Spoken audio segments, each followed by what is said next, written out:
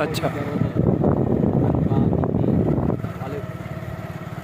ਤਕਰੀਬਨ ਨਮਾਜ਼ ਪੜ੍ਹਨ ਹੀ ਪਾਇਆ ਸਨ।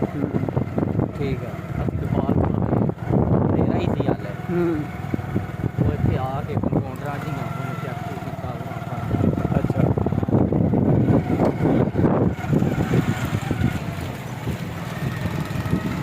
ਅਲਟਰਾਸਾਊਂਡ ਕਰਵਾਇਆ ਉਹਨਾਂ ਨੇ ਆਖਿਆ ਕਿ ਇਹ ਕਰਕੇ ਨਾਨੀ ਚੌਕ क्या मसला है?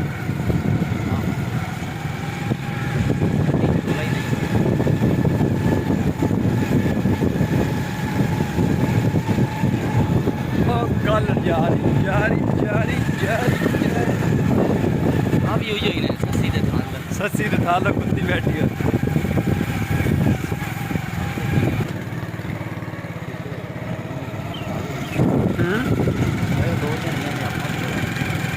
शेखां दियां होनियां ने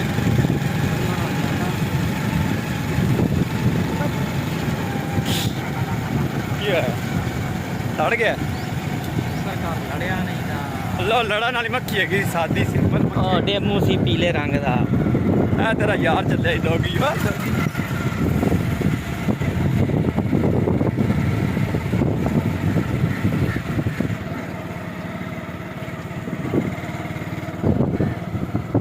मेन रोड आ गया सर।